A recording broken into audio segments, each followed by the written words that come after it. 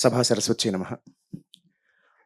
34 ఏళ్ల క్రితం 1991 జూన్ 13 నాకు 6 ఏళ్ల వయసు. నేను మొట్టమొదటిసారి కెమెరాని ఫేస్ చేశాను. మళ్ళీ 34 ఏళ్ల తర్వాత నా 6 ఏళ్ల కూతురుతో పాటు కలిసి మొట్టమొదటిసారి ఇందులో ఈ కథాసుధలో వెండి పట్టీలో నటించాను. It's a great memory for me. దానికి ముఖ్య కారకులు సతీష్ గారు. అయితే ఆయన దగ్గరికి వచ్చే ముందర ఖచ్చితంగా స్మరించుకోవాల్సింది ఇందాక పెద్దలందరూ చెప్పినట్టు రామోజీరావు గారు. ఒక మనిషి 100 జన్మల్లో చేయగలిగిన పని, అథవా 100 మంది మహానుభావులు కలిస్తే ఒక జన్మలో చేయగలిగిన పని ఆయన ఒక్కడు ఆ సామ్రాజ్యాన్ని స్థాపించి ప్రపంచాన్ని నిరూపించారు. ఆయన గొప్పతనం ఏమిటి అంటే అందరికీ తెలిసిందే. కానీ నాకు ప్రత్యేకించి ఈటీవీ అన్న ఆ సంస్థ రామోజీరావు గారన్న ఎందుకు గౌరవం అంటే, ఇవాళకి కూడా అంటే నేను చైల్డ్ ఆర్టిస్ట్గా ఉన్నప్పటి నుంచి ఈటీవీ సంస్థతో నాకు అనుబంధం ఉంది. హీరోగా చేశాను. అలాగే ఛాంపియన్ అనే షో ఇందాక అజయశాంత్ గారితో మాట్లాడుతూ ఆ షోకి నాకు నంది అవార్డు కూడా వచ్చింది బెస్ట్ యాంకర్గా. తెలుగు భాషని బ్రతికిస్తున్న సంస్థల్లో ఈటీవీ కూడా ఒక సంస్థ. ఇప్పటికీ తెలుగు భాష బతుకుందంటే దానికి కారణం ఈటీవీ అని ఖచ్చితంగా చెప్పగలం. అలాగే తెలుగు సంస్కృతిని కాపాడుతున్న సంస్థ. సో అటువంటి సంస్థలో వచ్చే సినిమాలన్నీ కూడా ఇందాక పెద్దలు చెప్పినట్టు చాలా చాలా మంచి సినిమాలు, హృదయమైన సినిమాలు. ఇందాక రవి గారు అన్నారు, అలాగే అనిల్ గారు కూడా చెప్పారు. సో వీరందరూ రావడం ఈ కార్యక్రమానికి చాలా చాలా ఆనందం sir. Thank you so much for being here. And Raghavendra Rao గారు, నేను ఇన్నేళ్ళగా యాక్ట్ చేస్తున్నాను కానీ ఎంతో మంది డైరెక్టర్స్ వర్క్ చేశాను, ఆయనతో చేయలేకపోయాను. చెప్పుకోవడానికి సిగ్గుచేటు. ముగ్గురు మనగాళ్ళ సినిమాకి నన్ను అడిగితే అప్పుడు నా డేట్స్ లేవని నేను మిస్ అయిపోయాను సార్.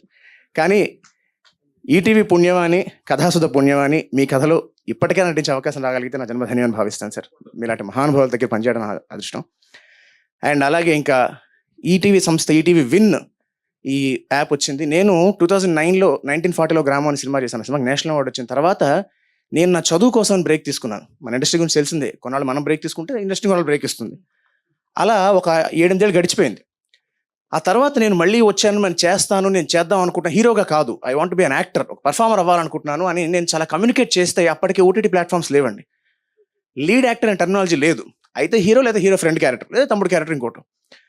మంచి కథలు కావాలి, మంచి పర్ఫార్మెన్స్ స్కోప్ ఉన్న క్యారెక్టర్స్ కావాలి, అలాంటి కాంటెంట్స్ కావాలి, అలాంటివి ఏమైనా ఉంటే నేను ఒక పర్ఫార్మర్గా ఉండదలుచుకున్నానండి అని చెప్పినప్పుడు అప్పటికి అవి లేవు. ఐమ్ టాకింగ్ అబౌట్ 2014-15 ఆ టైంలో. సరే, చాలా కాలం తర్వాత మళ్ళీ నన్ను గుర్తు పెట్టుకుని నా మీద అభిమానంతో, ప్రేమతో ఆయన డైలాగ్ రైటర్గా నేను హీరోగా పనిచేసిన టైంలో ఉన్నప్పుడు మాట ఇచ్చిన సతీష్ గారు గుర్తు పెట్టుకుని మళ్ళీ నన్ను వెండితెరకు పరిచయం చేశారు. ఎంత మంచి వాడాలన్న సినిమాతో. దాంతో మళ్ళీ నేను వెండితెర మీదకి వచ్చాను. అంతేకాదు దాని తర్వాత ఆయన ఎప్పుడు గుర్తుపెట్టుకుని ఆయన ప్రేమగా ఆయన సకల కళావల్లుని పిలుస్తుంటాడు. ఆయన ఎంతో హృదయంగా మాట్లాడుతుంటారు.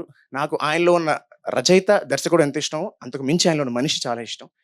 అటువంటి మంచి మనిషి చేసిన మంచి మంచి కథలు ఇందులో ఉన్నాయి. తప్పకుండా ఇది అందరికీ చాలా హృదయంగా ఉంటుందని, అందరూ దీన్ని వీక్షించాలని, కథాసుధలో ఇంకా ఎన్నెన్నో మంచి మంచి కథలు రావాలని, దానికోసం పాటుపడుతున్న మా నితిన్ టీం వాళ్ళందరికీ శుభాకాంక్షలు తెలియజేస్తూ ఇంకా చాలా మంచి కథలు దీని ద్వారా రావాలని మనస్ఫూర్తిగా కోరుకుంటూ మరొక్కసారి ఇందులో భాగమైనందుకు చాలా చాలా సంతోషిస్తూ థ్యాంక్ యూ సో మచ్.